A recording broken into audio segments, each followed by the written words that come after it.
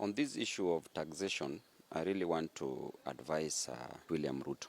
I want to talk generally about economics, and probably will pick what is important and urgent from all that, which will save the economy of this country, of our beloved nation, Kenya.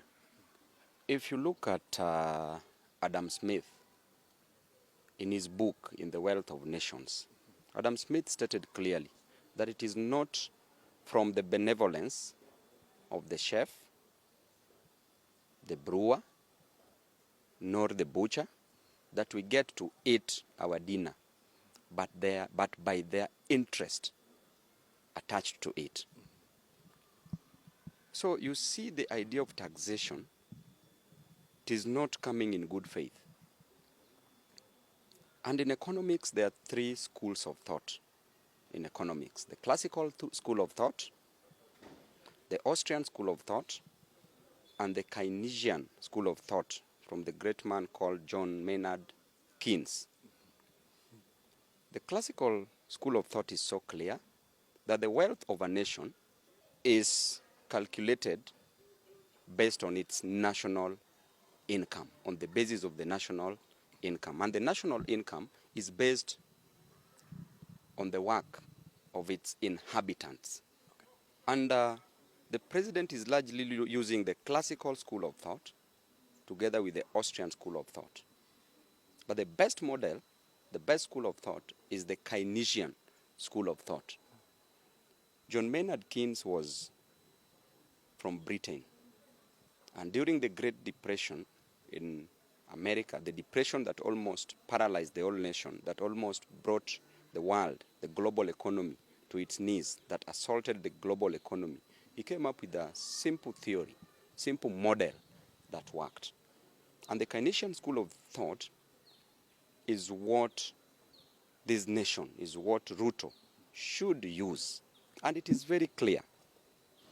It states that during an economic downturn like what we are having now, during a recession, during assault of the economy, the government, in its wisdom, must ensure that tax is reduced, tax is cut down, and the government injects money into the economy, into the system, so that the bottom-up economy they were talking about, the person on the ground gets more money in their pockets, creates high demand, spends more. With spending more, high demand is created.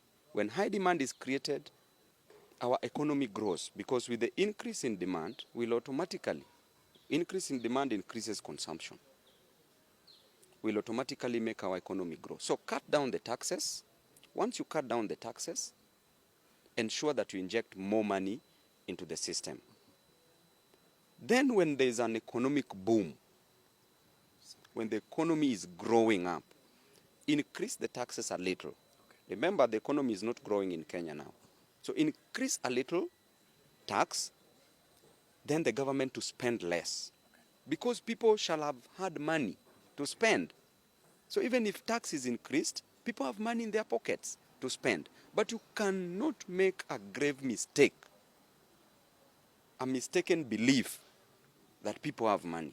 People have no money, people have no jobs. Therefore, increasing tax in an economy where there are no jobs and there is no money, you are paralyzing this nation.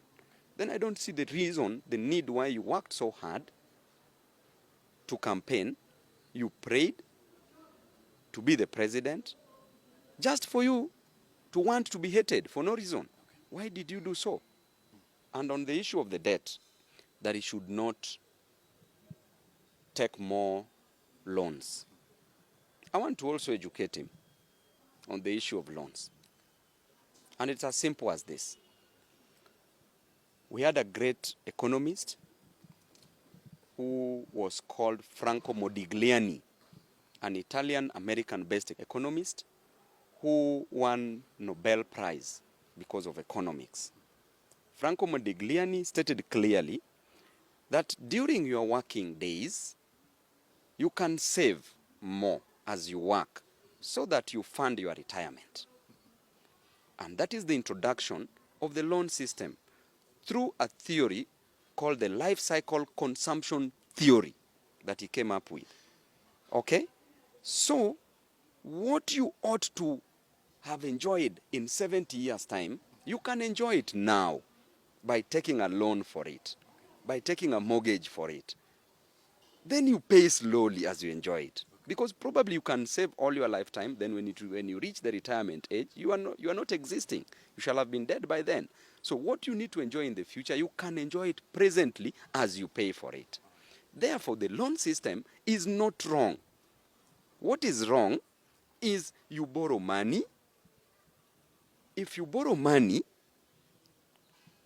and there are so many leakages like corruption, then you find that this borrowed money is going to waste.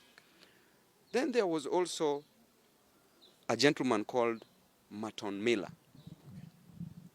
Franco Modigliani and Merton Miller came up with a theorem that states that the debt and the equity in a company, an amalgamation or a mixture of the debt and equity in a company, okay, need not necessarily bring down the company, so long as the market is efficiently run. But you see, our company in Kenya that Gachagua is referring to is not efficiently run. Therefore, we will go down whether we like it or not. You know, this is a model that was being used by Lee Kuan Yew in Singapore. When Singapore was growing, developing, he decided to introduce the idea of the housing, and I think Ruto has borrowed it from Singapore. But you see, the application is wrong. You can borrow something and you apply it wrongly. What I think the government is doing now, or what they want to do, is to introduce that tax. After introduction of that tax, they want to raise money so that they spend it now and create a problem in the next 15, 20 years. Because remember, the government, they are claiming they don't have money. So they want to raise money. After having that money, they spend it. But what are they creating? A problem in the next 15, 20 years.